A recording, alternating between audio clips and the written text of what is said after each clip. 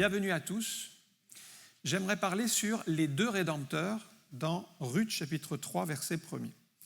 Naomi, sa belle-mère, lui dit « Ma fille, je voudrais assurer ton repos afin que tu sois heureuse.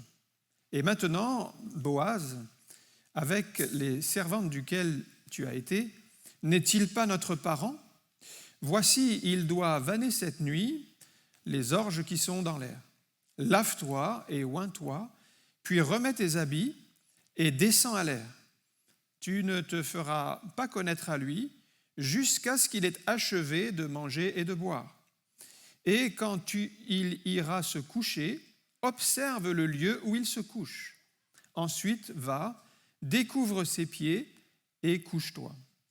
Il te dira lui-même ce que tu as à faire. » Elle lui répondit, « Je ferai tout ce que tu as dit. » Elle descendit à l'air, fit tout ce qu'avait ordonné sa belle-mère. Boaz mangea et but, et son cœur était joyeux. Il alla se coucher à l'extrémité d'un tas de gerbes. Ruth vint alors tout doucement découvrir ses pieds et se coucha. Au milieu de la nuit, cet homme eut une frayeur. Il se pencha, et voici une femme était couchée à ses pieds. Il dit, « Qui es-tu » Elle répondit, « Je suis Ruth, ta servante. Étends ton aile sur ta servante, car tu as droit de rachat. » Et il dit, « Sois bénie de l'Éternel, ma fille. Ce dernier trait témoigne encore plus en ta faveur que le premier, car tu n'as pas recherché des jeunes gens, pauvres ou riches. Maintenant, ma fille, ne crains point, je ferai pour toi tout ce que tu diras, car toute la porte de mon peuple sait que tu es une femme vertueuse. Il est bien vrai que j'ai le droit de rachat, mais il en existe un autre, plus proche que moi. Passe ici la nuit, et demain, s'il veut user envers toi du droit de rachat, à la bonne heure, qu'il le fasse. Mais s'il ne lui plaît pas d'en user envers toi, j'en userai, moi, l'Éternel est vivant. Reste couché jusqu'au matin. Amen. Il y a un tournant dans l'histoire de Naomi. Nous savons qu'elle avait tout quitté à Bethléem, qu'elle était partie à Moab, donc un pays ennemi du peuple de Dieu. Elle est, après bien des déboires, la perte de son mari, de ses deux gendres, elle est revenue, les mains vides. Et nous savons qu'elle a changé d'attitude parce qu'elle avait un discours plutôt négatif à l'origine. Elle pouvait dire « La main de l'Éternel est contre moi ». Elle disait « Dieu m'a rempli d'amertume ». Et elle avait un discours sur Dieu qui était très très négatif. Puis, elle a commencé à changer quand Ruth a découvert le chant de Boaz. Et maintenant, ses paroles sont différentes. On voit qu'elle est remplie du Saint-Esprit, qu'elle aime Dieu et qu'elle a des paroles inspirées. On en a vu 3 dimanche dernier, on les a relus. La première parole, c'était « Lave-toi » qui nous parle de la sanctification. On a expliqué tout ce qu'il y avait derrière cette parole. Ensuite, « Oins-toi », c'était l'onction d'huile, qui est une image du Saint-Esprit.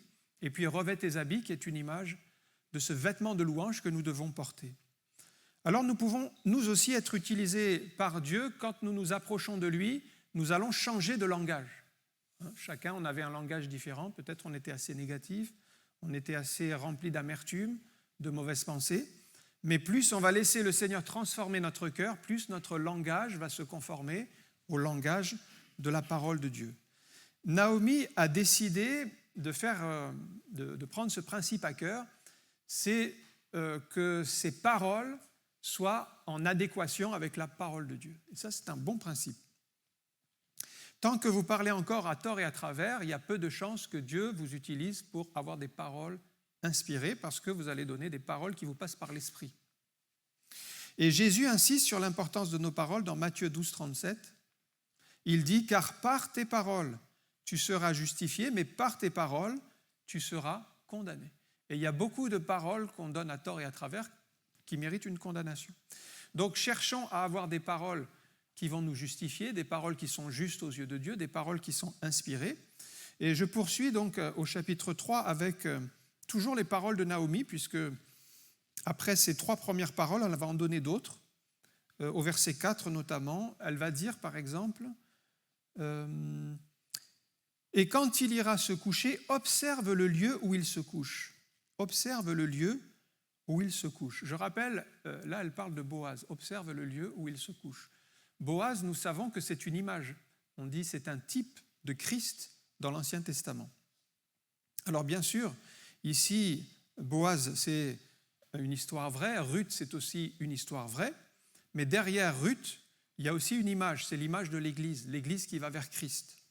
Et Ruth devait observer le lieu où Boaz devait se coucher. Alors qu'est-ce que ça signifie pour nous aujourd'hui, puisque ça c'est arrivé sur le plan historique? Si on regarde dans le Nouveau Testament, qu'est-ce qui s'est passé? Lorsque Jésus est mort, il a été mis au tombeau. Et dans le Nouveau Testament, Marie de Magdala et l'autre Marie sont allés au tombeau le 3e jour, parce que Jésus n'avait pas fini d'être embaumé, donc elle venait après la crucifixion pour embaumer le corps du Seigneur. Elle se demandait bien qui roulerait la pierre, mais la pierre avait déjà été roulée parce que le Seigneur était déjà ressuscité. Et quand elles arrivent et qu'elles voient le tombeau ouvert, la pierre roulée, dans Matthieu 28,6, un ange leur dit « Il n'est point ici », il parle de Jésus, « Il n'est point ici, il est ressuscité comme il l'avait dit, venez et voyez le lieu où il était couché. » On retrouve la même expression. L'ange dit à ces femmes, regardez le lieu où il était couché.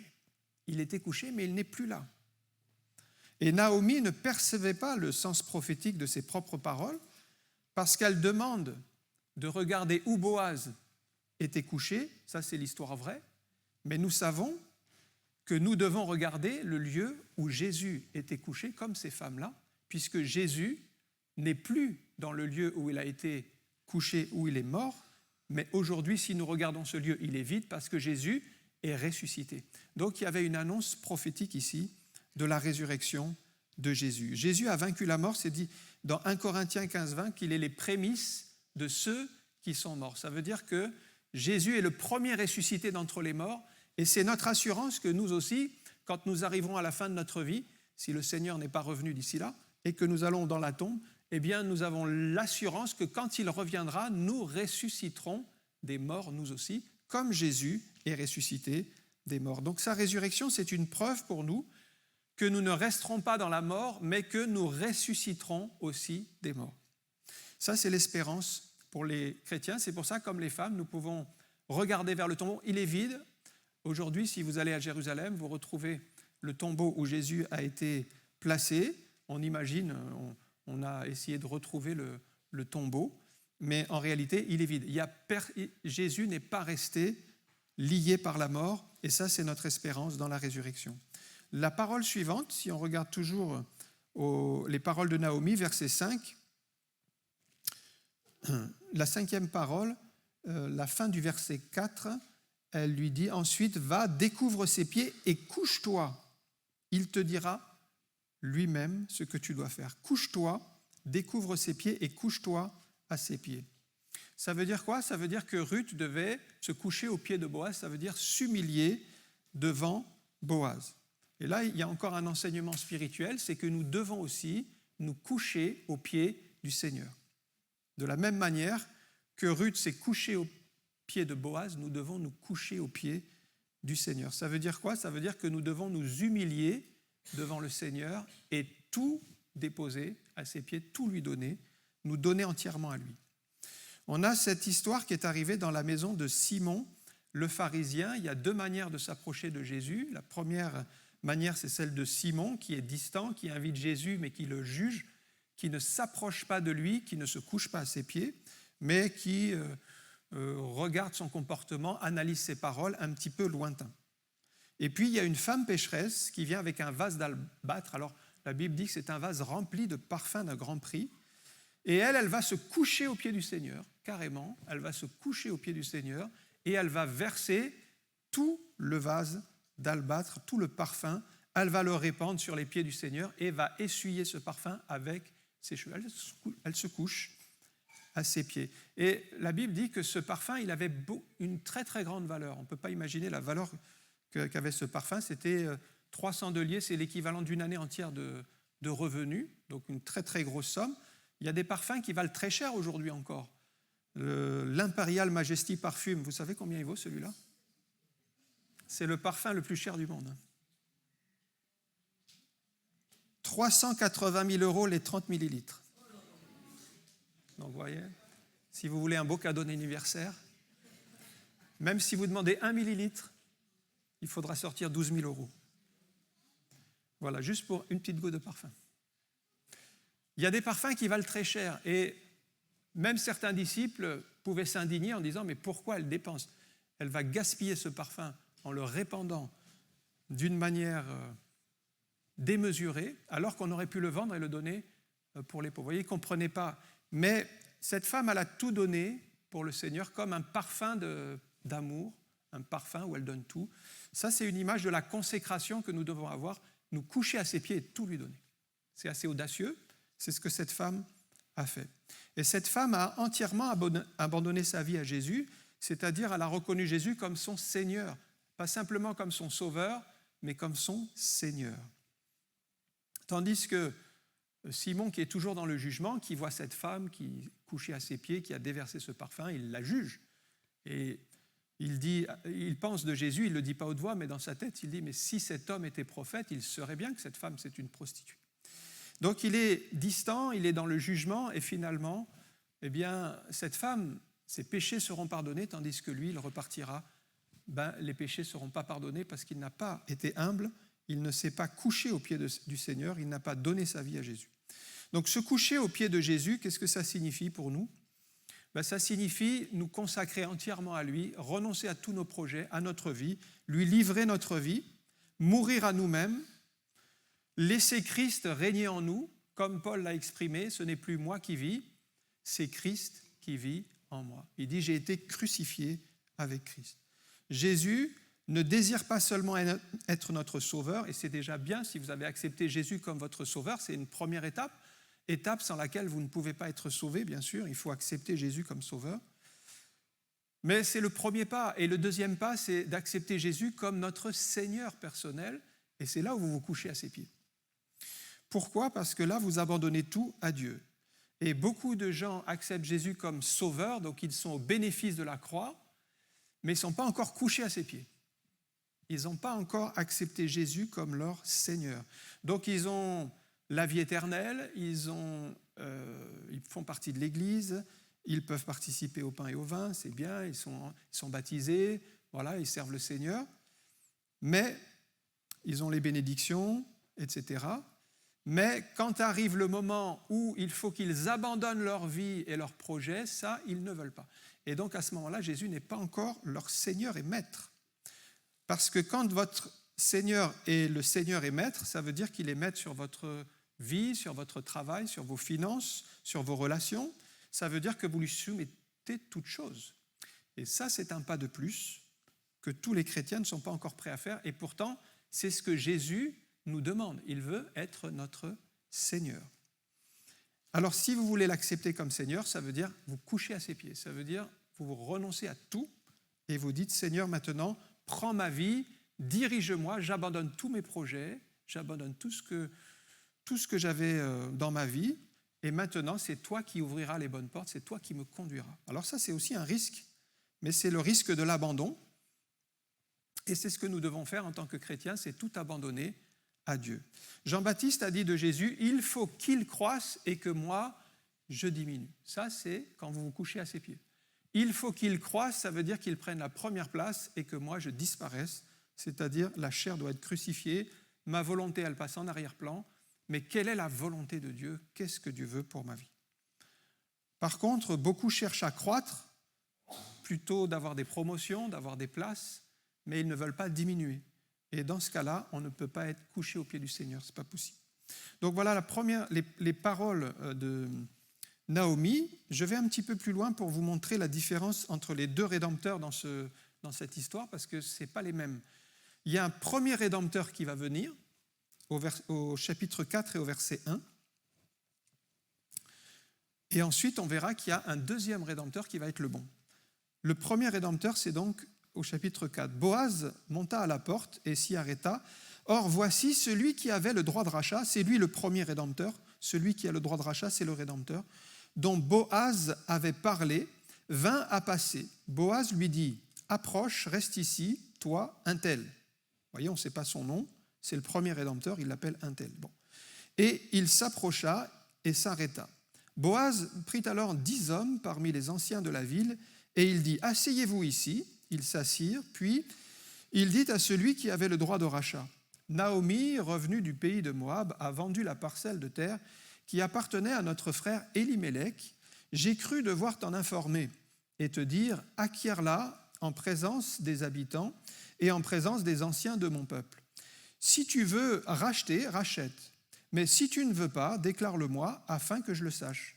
Car il n'y a personne avant toi qui ait le droit de rachat. Et je l'ai après toi. Et il répondit, je rachèterai. Boaz dit, le jour où tu acquerras le champ de la main de Naomi, tu l'acquerras en même temps de Ruth, la Moabite, femme du défunt, pour relever le nom du défunt dans son héritage. Et celui qui avait le droit de rachat répondit, je ne puis pas racheter pour mon compte, de peur de détruire mon héritage. Prends pour toi mon droit de rachat, car je ne puis pas racheter. Autrefois, en Israël, pour valider une affaire quelconque relative à un rachat ou à un échange, l'un ôtait son soulier et le donnait à l'autre. Cela servait de témoignage en Israël. Celui qui avait le droit de rachat dit donc à Boaz, acquiert pour ton compte, et il ôta son soulier. Donc, vous voyez, le premier qui avait le droit de rachat, un tel, on ne sait pas, la Bible n'a pas rapporté son nom, mais Boaz avait bien dit à Ruth, il y a un proche parent avant moi qui a le droit de rachat, qui doit passer en priorité. On va lui poser la question, et s'il ne veut pas, moi, je te rachèterai. Donc, on a expliqué ce qu'était le droit de rachat, c'est que quand une femme était veuve, eh bien, le rédempteur était chargé de l'épouser pour lui assurer la descendance et un nom à sa famille. Donc, le premier rédempteur qui arrive, la Bible ne nous dit pas son nom, son origine, on ne sait pas plus, mais Boaz, ici, annonce un message spirituel qui annonce aussi un premier rédempteur. Parce qu'avant Jésus-Christ, il y avait un premier rédempteur, en fait. Ce premier rédempteur, c'était la loi. La loi, l'Ancien Testament. Si vous obéissiez à la loi, vous pouviez être racheté de vos péchés. C'était ça, la rédemption. Mais si vous désobéissiez à la loi, vous mourriez dans vos péchés. Donc avec la loi, vous aviez un moyen de rédemption, d'être pardonné de vos péchés. Par contre, vous deviez sans cesse offrir des sacrifices d'animaux, il fallait égorger des animaux, le sang devait couler pour effacer les péchés. Donc il fallait recommencer tout le temps. Bien, c'est pour ça qu'au temple, il y avait beaucoup de sacrifices, au tabernacle, il y avait des sacrifices, tout cela s'est perpétué jusqu'à l'arrivée de Jésus. On sait très bien que le sang des animaux, c'était provisoire et que ça représentait le sang de Jésus. Ça, c'est le premier rédempteur, la loi. Dans l'Ancien Testament, le salut ne s'obtenait que si vous mettiez en pratique toute la loi. Or, on sait qu'il y avait plus que 10 commandements. Il y avait les 10 commandements principaux, mais les Juifs avaient décliné 613 commandements. Donc, si vous obéissiez à 612, mais que vous n'obéissiez pas au dernier, eh bien, vous étiez déjà passible contre la loi. Galates chapitre 3, verset 10, « Car tous ceux qui s'attachent aux œuvres de la loi sont sous la malédiction, car il est écrit, maudit est quiconque n'observe pas tout ce qui est écrit dans le livre de la loi et ne le met pas en pratique. » Donc il y avait bien un premier rédempteur. Ce premier rédempteur, c'était la loi, mais vous ne pouviez pas réussir à la mettre en pratique de A à Z. Et tous ceux qui vivaient sous la loi n'ont pas réussi à la mettre en pratique eux-mêmes. Moïse n'a même pas réussi, les sacrificateurs n'ont pas réussi, il n'y a aucun être humain qui a réussi. Les Juifs apprenaient par cœur les commandements de la loi, ils les apprenaient, ils essayaient de les mettre en pratique, ils les apprenaient à leurs enfants, mais de génération en génération, personne n'a pu mettre vraiment la loi en pratique, le seul rédempteur, le moyen d'être sauvé. Donc on voit que le premier rédempteur, même si Dieu l'avait institué, il était provisoire et il n'était pas parfait encore. Le premier rédempteur, dans notre histoire, si on regarde le livre de Ruth, ce premier rédempteur, il dit « Moi, je rachèterai » quand il s'agit quand il n'est pas encore au courant de toutes les conditions. Il dit « Moi, je rachèterai ». Sauf que quand il apprend qu'il faut aussi racheter Ruth et susciter une descendance à Ruth, là, il se retire. Donc, la loi, elle est bien caractérisée par la justice. Elle va dans un premier temps dire vous serez rachetés si vous observez toute la loi, mais comme personne n'arrive à l'accomplir, bien, la loi n'aboutit pas. La loi n'aboutit pas. La loi disait œil pour œil, dent pour dent. La loi vous disait il faut haïr son ennemi, par exemple. Donc la loi est très différente de la grâce. Le premier rédempteur s'est donc rétracté et on sait que la loi, elle n'a pas abouti. Et encore aujourd'hui, ceux qui s'attachent à la loi, ils sont dans cette impasse de ce premier rédempteur qui n'apporte pas le plein salut. Alors on va voir maintenant le second rédempteur, puisque le premier s'est rétracté, donc c'est au chapitre 4 et au verset 9. Arrive maintenant Boaz. Alors Boaz dit aux anciens et à tout le peuple, « Vous êtes témoins aujourd'hui, j'ai acquis de la main de Naomi tout ce qui appartient à Élimélec, à Kiljon et à Malcom, et que je me suis également acquis pour femme Ruth, la Moabite, femme de Malcom, pour relever le nom du défunt dans son héritage, et afin que le nom du défunt ne soit point retranché d'entre ses frères et de la porte de son lieu. Vous en êtes témoins aujourd'hui. » Arrive donc Boaz, et Boaz, c'est le second rédempteur. Il avait laissé le premier passer avant lui. En fait, il a laissé les choses se passer comme il se devait, parce qu'il ne pouvait pas avoir le droit de rachat en premier avant l'autre rédempteur. Donc le premier rédempteur est passé en premier, il a échoué, il s'est rétracté, c'est l'image de la loi. Le deuxième rédempteur arrive en second, et lui, il va réussir, puisque c'est l'image de Christ. Ici, c'est Boaz. Et on sait que Jésus, c'est le rédempteur final, c'est celui que Dieu a envoyé, on peut dire, c'est le rédempteur du monde, c'est l'image de la grâce. Le premier rédempteur, c'est l'image de la loi, le deuxième rédempteur, Christ, c'est l'image de la grâce. La loi est venue avec l'ancienne alliance, la grâce est venue avec la nouvelle alliance. Boaz va donc racheter vraiment Naomi et Ruth, et il va se marier avec Ruth, c'est le premier rédempteur.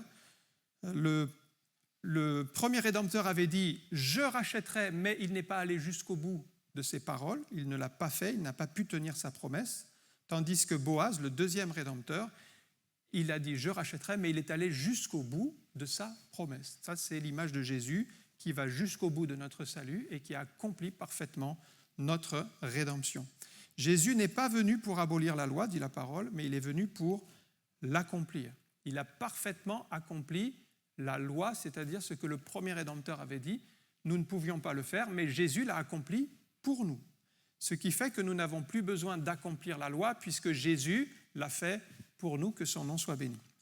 Tous ceux qui s'efforcent d'accomplir la loi et de chercher le salut par la loi font fausse route. C'est une impasse, c'était le premier rédempteur, et nous ne devons pas suivre le premier rédempteur. Nous devons suivre le deuxième qui est Jésus. Jésus nous a vraiment rachetés de nos péchés, et avec Jésus est venue la grâce, l'amour et le pardon. Regardez Jean 1, versets 15 à 17. Jean lui a rendu ce témoignage et s'est écrié, il parle de Jésus, « C'est lui dont j'ai dit, celui qui vient après moi m'a précédé, car il était avant moi. Et nous avons tous reçu de sa plénitude et grâce sur grâce, car la loi a été donnée par Moïse. » On peut dire là, ici, c'est le premier rédempteur. La loi était censée racheter le peuple. La loi a été donnée par Moïse.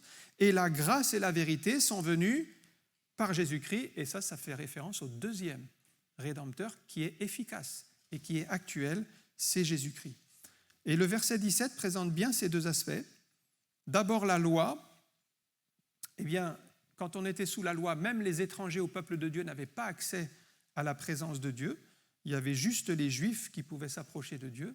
Tandis qu'avec la grâce, le salut s'est ouvert aux non-juifs, c'est-à-dire au monde entier, aux juifs et aux non-juifs.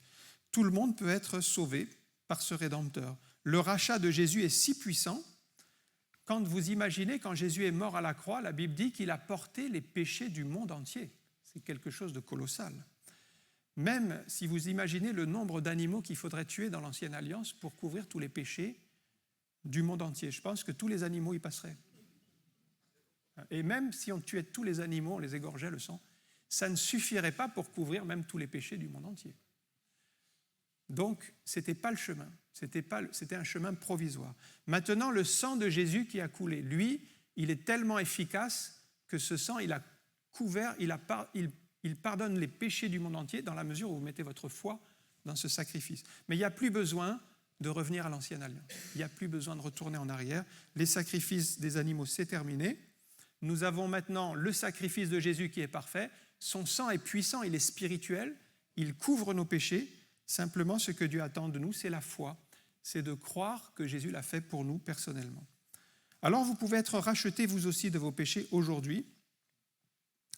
Parce qu'avec le premier Rédempteur, eh bien, la loi vous condamnait, la loi vous excluait du peuple de Dieu, mais avec le second, qui est Christ, eh bien, vous êtes pardonnés de vos péchés gratuitement par la foi. Éphésiens 2,12, Paul écrit aux Éphésiens, pour rappel, c'est une église qui était d'origine païenne, c'est-à-dire pas constituée de juifs à la base comme à Jérusalem, par exemple. Et là, il dit à ces chrétiens, « Souvenez-vous que vous étiez en ce temps-là, c'est-à-dire avant de connaître Christ, sans Christ, privés de droit de cité en Israël, c'est bien ça. Ils n'étaient pas du peuple de Dieu à la base, ils n'étaient pas juifs, donc privés du droit de cité en Israël, étrangers aux alliances de la promesse, sans espérance et sans Dieu dans le monde. » Voilà la condition des gens qui n'avaient pas accès au premier Rédempteur, donc à cette loi. Ils étaient donc étrangers, ils étaient sans espérance, sans Dieu, privés de toute grâce, de toute bénédiction.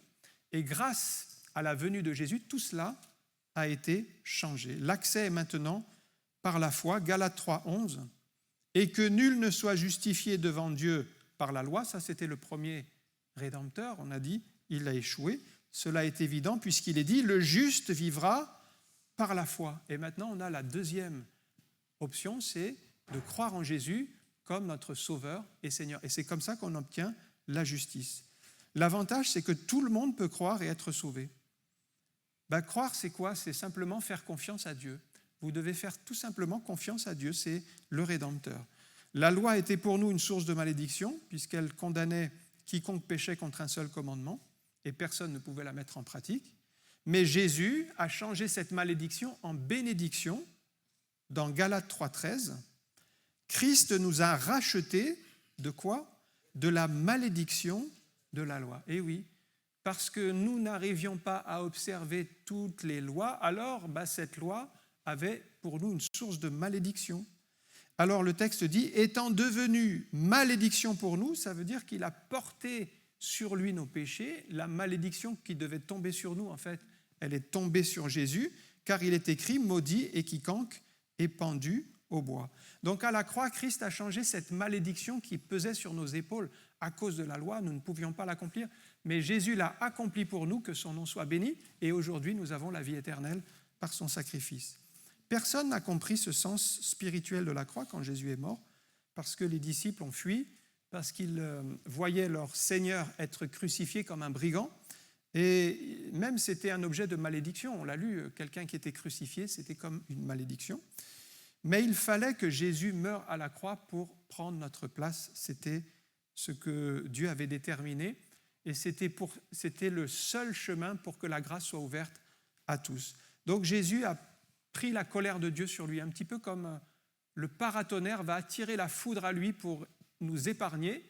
Imaginez que la foudre tombe et là vous êtes dans l'insécurité, eh bien un paratonnerre va dévier la foudre. Non, elle ne va pas tomber sur vous, elle va tomber sur le paratonnerre. Eh bien la colère de Dieu a été attirée par Christ, de sorte qu'aujourd'hui, si vous venez à Christ, eh bien vous bénéficiez de son pardon et de sa grâce. Alors comment être racheté aujourd'hui? On a vu tous les sacrifices de l'Ancien Testament, c'est fini, ça c'était provisoire.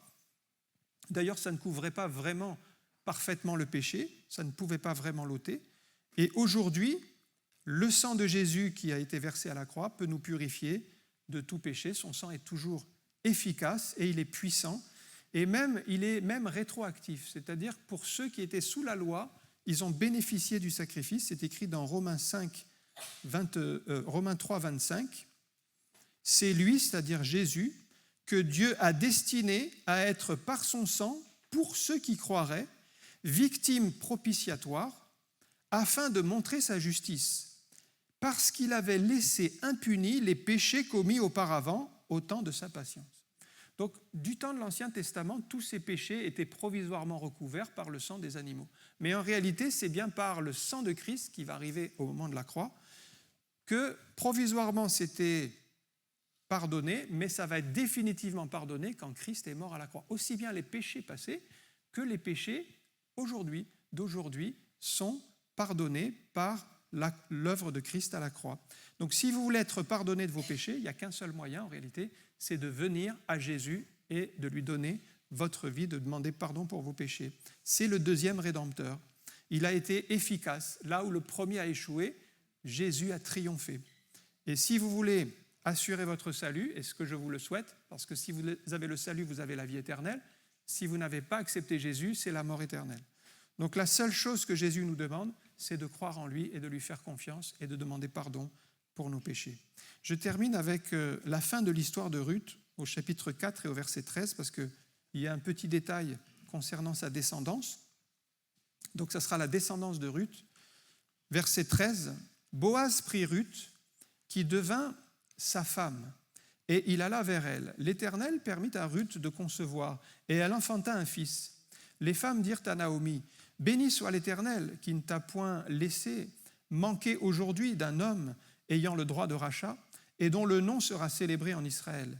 Cet enfant restaurera ton âme, et sera le soutien de ta vieillesse, car ta belle-fille, qui t'aime, l'a enfanté, elle qui vaut mieux pour toi que 7 fils. » Naomi prit l'enfant et le mit sur son sein, et elle fut sous sa garde. Les voisines lui donnèrent un nom en disant « Un fils est né à Naomi », et elles l'appelèrent Obed. Ce fut le père d'Isaïe, et le père Isaïe, c'était le père de David. Alors on se rend compte que Obed, qui est né de l'union entre Boaz et Ruth, est dans la lignée de David. Obed, c'était le grand-père de David. Ça signifie « servant Dieu ». Et ce qui est très intéressant, c'est quand vous regardez la généalogie de Matthieu. Alors Matthieu va reprendre toute la généalogie pour arriver à Christ.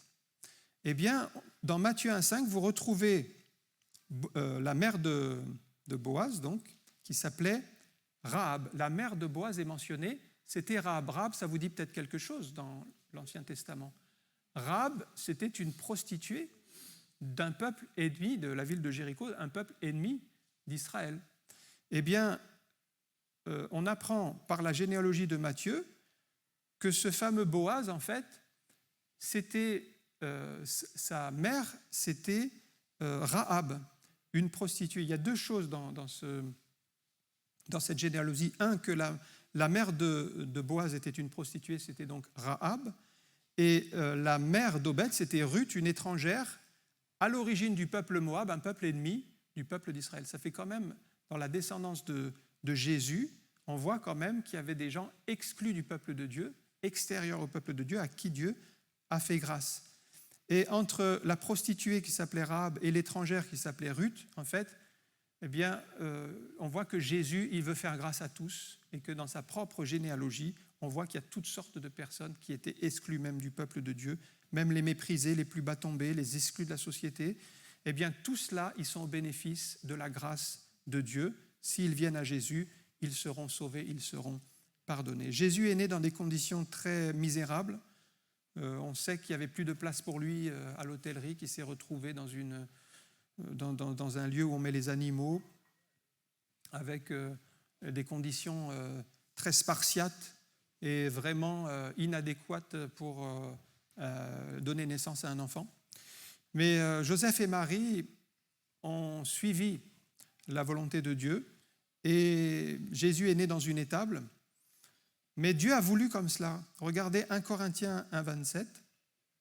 Mais Dieu a choisi les choses folles de ce monde pour confondre les sages. Dieu a choisi les choses faibles de ce monde pour confondre les fortes. Et Dieu a choisi les choses viles du monde, celles qu'on méprise, celles qui ne sont point, pour réduire à néant celles qui sont, afin que personne ne se glorifie devant Dieu. Donc Dieu a voulu que Jésus naisse dans cette humble condition parce qu'il voulait confondre les fortes et laisser les choses humbles triompher. Alors on va conclure, on a vu un premier rédempteur, on a dit c'était la loi, il a échoué. Galates 3, 24 dit ceci, « Ainsi la loi a été donnée comme précepteur pour nous conduire à Christ, afin que nous soyons justifiés par la foi étant venue, ça c'est le deuxième, nous ne sommes plus sous ce précepteur, c'est le premier. » Donc la loi c'était le précepteur, c'était le premier rédempteur, mais c'était pour nous conduire à Christ, le deuxième rédempteur. La loi nous a menés à Christ, et si vous êtes sauvés aujourd'hui, c'est bien par la foi en Jésus-Christ. Et puis le livre de Ruth nous présente Jésus comme le seul rédempteur efficace. C'est pourquoi nous vous invitons à vous tourner vers le Seigneur, à garder vos yeux fixés sur lui. C'est lui qui suscite la foi et l'amène à la perfection.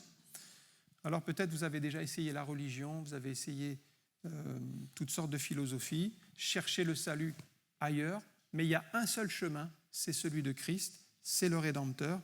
Jésus vous aime, il a donné sa vie pour vous. Simplement, faites-lui confiance et venez à lui. On va prier quelques instants.